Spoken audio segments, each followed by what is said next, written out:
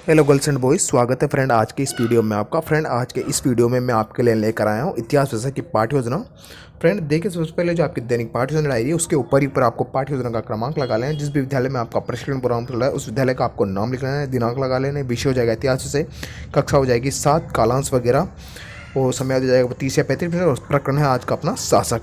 इसके ऊपर विस्तार पूर्वक चर्चा करेंगे। फ्रेंड वीडियो में आगे बढ़ने से पहले मैं आपको एक इंपॉर्टेंट बात बता दूं, अगर आप चैनल पर नए हैं या वीडियो पहली बार वॉच कर रहे हैं या अब तक आपने हमारे चैनल को सब्सक्राइब नहीं किया तो प्लीज़ चैनल को सब्सक्राइब कर लीजिए, घंटे वाला आइकन को ऑन कर लीजिए ताकि भविष्य के अंदर आपको सभी प्रकार के अपडेट्स यहाँ से प्राप्त होते रहे और आपको बीएड संबंधित किसी प्रकार की समस्या का सामना नहीं करना पड़े। फ्रेंड आते हैं वापस आपकी पाठ्य योजना के ऊपर। फ्रेंड देखिए, आपकी जो पार्ट है ना उसके अंदर देखिए मैंने आपको 2 कॉलम लिखा है, शिक्षण के उद्देश्य और अपेक्षित व्यवहारगत परिवर्तन। तो शिक्षण के उद्देश्य के अंदर मैंने आपको 6 शिक्षण के उद्देश्य लिखा है, उससे संबंधित अपेक्षित व्यवहारगत परिवर्तन लिखा है। ध्यानपूर्वक आप इन सभी को कंप्लीट कर लीजिए। उसके पश्चात में आपको पूर्व ज्ञान लिखा है और उसका प्रस्तावना प्रश्न भी मैंने लिखा है, तो ध्यानपूर्वक आप इनको लिख लीजिए। फ्रेंड जो प्रस्तावना प्रश्न होता है इसके अंदर आपके द्वारा 2 कॉलम तैयार करने रहते हैं और इसके अंदर आपको बच्चों से कम 4 या 5 प्रश्न पूछने रहते हैं और ये प्रश्न आपको तार्किक क्रम में पूछने रहते हैं। कहने का मतलब एक प्रश्न को दूसरे प्रश्न से जोड़ते हुए आपको बच्चों से ये प्रश्न करने होते हैं। जैसे छात्र अध्यापक क्रिया वाला कॉलम और विद्यार्थी क्रिया वाला, इन कॉलमों के अंदर मैंने प्रश्न लिखा है और अंत के अंदर आपके द्वारा एक समस्यात्मक प्रश्न पूछा जाएगा जिसका बच्चे उत्तर नहीं दे पाएंगे। वही समस्यात्मक प्रश्न आपका क्या हो जाएगा, प्रकरण हो जाएगा। तो इस प्रकार से आप इन सभी को कंप्लीट कर लीजिएगा।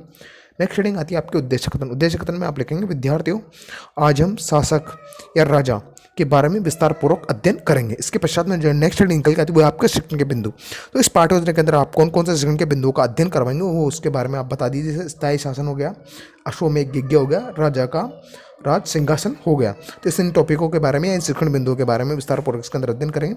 नेक्स्ट हेडिंग आती है आपकी प्रस्तुतिकरण। देखिए प्रस्तुतिकरण के अंदर आपको विस्तार पूर्वक बताना रहता है किस किस विषय के बारे में। तो पहला जो आपका शिक्षण बिंदु उसके अंतर्गत देखिए मैंने आपको जो छात्र अध्यापक क्रिया वाले कॉलम के अंदर जो विस्तार पूर्वक इसके अंदर व्याख्या करवा दी और विद्यार्थी क्रिया वाले कॉलम को मैंने आपको कंप्लीट करवा दिया। और इसके जो 2 कॉलम बचते हैं जैसे शिक्षण सहायक सामग्री और श्यामपट्ट कार्य वाला कॉलम, वो आपको नेक्स्ट पेज पे मैं करवा दूंगा। लेकिन आपको पहले इसके वो जो बोधात्मक प्रश्न वगैरह है वो छात्र अध्यापक क्रिया वाले कॉलम के अंदर लिख लीजिए। जो फ्रेंड जो बोधात्मक प्रश्न होते हैं आपके द्वारा इसलिए पूछा था कि अपने बच्चे को जो विषय वस्तु पढ़ाए उसका आप मूल्यांकन या पुनर्मूल्यांकन या हाथों हाथ उससे पूछ सके प्रश्न, ताकि उससे बच्चे का जो ध्यान है वो इधर उधर भंग नहीं हो। जो आपका जो टॉपिक है उसके अंदर बच्चे का ध्यान एकाग्रचित्त होकर लगा रहे। इसलिए ये बोधात्मक प्रश्न आपके द्वारा बच्चों से पूछे जाते हैं।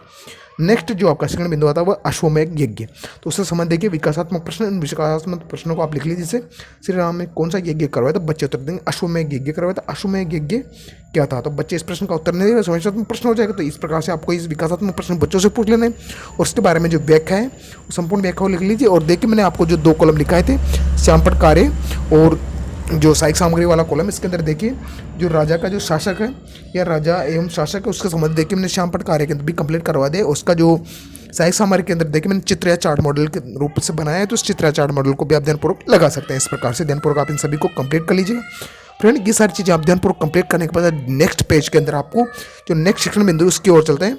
फिर भी मैं आपको बता दूं, अब तक भी आप हमारे चैनल को नहीं सब्सक्राइब करें, प्लीज़ चैनल को सब्सक्राइब करेगा, वीडियो को लाइक करेगा और शेयर जरूर करेगा ताकि आपके बीएड से संबंधित किसी प्रकार के जो कोई फ्रेंड हो या आपकी कोई भी समस्या हो तो उन फ्रेंड या आपके रिलेटिव उनकी समस्या का समाधान हो सके। तो नेक्स्ट पेज के अंदर इसकी व्याख्या है वो उसके लिख लीजिए। उसमें यज्ञ से संबंधित आपकी जो व्याख्या है वो प्रस्तुतिकरण के अंदर आप विस्तार पर लिख लीजिए और सारी जानकारी इसके अंदर प्रदान कर दीजिएगा।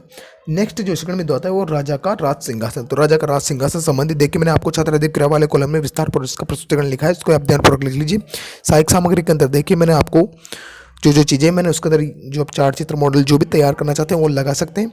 और श्यामपट्ट कार्य आप कंप्लीट करिए। श्यामपट्ट कार्य को मैंने बता दी, जो आप जो प्रस्तुतिकरण लिखा है या व्याख्या लिखा है आपने, उस व्याख्या के अंदर से आप महत्वपूर्ण चीज़ों को छांट के श्यामपट्ट कार्य के रूप में अपने हिसाब से भी लिख सकते हैं। जैसा मैंने लिखा है उस प्रकार से आप इसको लिख सकते हैं। इसके अंदर कोई भी किसी प्रकार की समस्या नहीं रहेगी, आप जैसा चाहे वैसा लिख सकते हैं। इसके अंदर किसी प्रकार की ये नहीं कि जो मैंने लिखा है उसी को आप लिख सकें।